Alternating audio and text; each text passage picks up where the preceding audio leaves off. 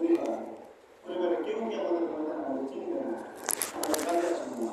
সেই রাসূল যাকে দেখি নাই, যিনি আমাকে দেখে নাই, যিনি আমাকে না দেখে আমার জন্য জান দিয়েছেন, আমার জন্য দাঁত শহীদ করেছেন, আমার জন্য রক্ত ঝরাইছেন, যে রাসূল আমার জন্য দেশ ছাড়তে বাধ্য হয়েছেন, সেই রাসূল সে কিয়ামতের দিনও বলতে থাকবে আল্লাহ উম্মতি উম্মতি উম্মতি।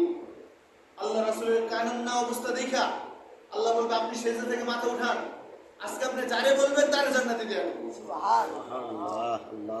সেদিন রাসূলের সুপারিশ ছাড়া কেউ জান্নাতে যেতে পারবে না। শুধু সুপারিশ। আল্লাহ রাসূল আনন্দিত হবেন যে আমার এই উম্মত আমাকে দেখে নাই, কিন্তু আমার কথা মাইনা চলছে, দ্বীনের পথে চলছে, তাদেরকে আল্লাহ রাসূল নিজ হাতে হাউজে কাউসার থেকে পানি পান করাবেন। সুবহানাল্লাহ। মেহমানদারি দিয়ে শুরু করবেন। হাউজে কাউসারের পানি এমন এক পানি যা পান করার পর আর কোনো নির্দিষ্ট না। আল্লাহ রাসূল আনন্দের সাথে আমাদের মেহমানদারি পর্যন্ত করাবেন। কেউ কেউ তো জান্নাত আল্লাহ রাসূলের সঙ্গে করতে পারেন।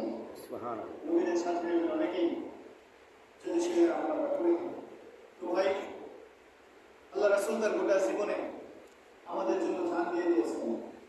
যদি তিনি দ্বীনের কথা না বলতেন তাহলে মক্কাবাসী তার মাথায় উঠে আসতেন। তিনি আল আমিন ছিলেন, মক্কার সবাই তার কাছে আমানত রাখতেন। এমনকি যখন তিনি দ্বীনের দাওয়াত দেন তখন মুহাম্মদ সাল্লাল্লাহু আলাইহি ওয়াসাল্লাম অফার করছেন, মুহাম্মদ তিনটা অফার, তুমি যদি চাও গোটা মক্কার রাজত্ব তুমি নিয়ে নাও, যদি তুমি চাও এই গোটা মক্কা, মক্কা মানে মক্কা আরব, সম্পূর্ণ আরব, এই মক্কার সকল সম্পদ আমরা তোমার সামনে সেই স্তূপ করবো, তুমি সেই সম্পদের মালিক হবা, তুমি আমাদের মধ্যে সবচেয়ে বড় ধনী হইবা।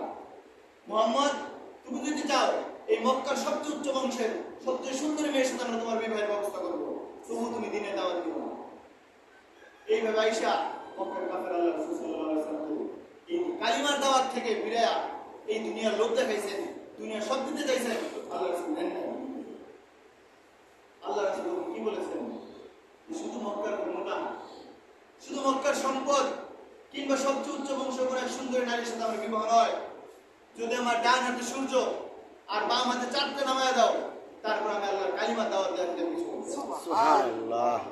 চূড়ান্ত সফলতা কোনো সম্পদে নয়, চূড়ান্ত সফলতা কোনো ক্ষমতার মধ্যে নয়, চূড়ান্ত সফলতা দ্বীন মানার মধ্যে, ইসলাম মানার মধ্যে। কি আল্লাহ রাসূল সাল্লাল্লাহু রাব্বুল আলামিন বলেছেন যে তোমাদের মধ্যে সবচেয়ে প্রিয় মানুষ তারা হবে আমার যারা তাকওয়াওয়ালা। সবচেয়ে বেশি আল্লাহ ভীরু যারা ছিলেন, যারা সবচেয়ে বেশি গুনাহ থেকে বেঁচেছিলেন, যারা সবচেয়ে বেশি আল্লাহর মধ্যে লিপ্ত ছিলেন, সুদ ঘুষ থেকে বেঁচেছিলেন, জিনা ব্যভিচার থেকে বেঁচেছিলেন। আমরা চিন্তা করি যে আমরা যদি কোনো অপকর্ম করি কত করবো, কত করা সম্ভব? একটা মানুষ কত জীবন ফজর নামাজ পড়বে না, একটা মানুষ কতকাল সুদের মধ্যে ঢুকে থাকবে, একটা মানুষ কতকাল মোবাইলের মধ্যে খারাপ ছবি দেখতেই থাকবে, কবে শেষ হবে খারাপ দৌড়, কবে শেষ হবে খারাপ অভ্যাসের এই বিচরণ, কবে আমাদের মধ্যে সঠিক বুঝ আসবে যে আমরা তো মানুষ, আল্লাহর সবচেয়ে শ্রেষ্ঠ সৃষ্টি, অথচ সবচেয়ে নোংরা মেজাজ আমাদের মধ্যে ঢুকে গেছে, পশুর আচরণ আমাদের মধ্যে ঢুকে গেছে। এই সকল মানুষের দিকে তাকে আল্লাহ তাআলা আয়াতে বলেছেন উলাইকা কাল আনআম, এই সকল লোক যারা সত্য কথা মানে না, যারা ইসলাম মানে না, ইসলামের বাইরে চলে, ইসলামকে মানতে পারে না, উলাইকা কাল আনআম, এরা হলো চতুষ্পদ জন্তুর মতো। চতুষ্পদ জন্তু বলতে আমাদের দেশে গরু, কুকুর এগুলোর কি বেশি সম্মান? চতুষ্পদ জন্তু দেখেন দুই পাওয়ার জন্তু আছে, যেমন আপনারা মনে করেন মুরগি, আমরা যদি মুরগির কুকুর দুইটা থাকে আমরা কোনটার কিনা করবো? এই চতুষ্পদ জন্তু বলতে কুকুর এবং এই টাইপের যত ভিন্ন প্রাণী আছে এগুলো আলাদা ইঙ্গিত করছে। এই মানুষগুলো এগুলোর এই চতুষ্পদ জন্তুর মতো হয়ে গেছে। এরপরের শব্দ আল্লাহ তাআলা ভয়ানকভাবে বলেছেন বাল হুম আদল, এরা শুধু চতুষ্পদ জন্তু গরু কুকুর ছাগলের মতো না, এরা এর চেয়েও নিকৃষ্ট হয়ে গেছে।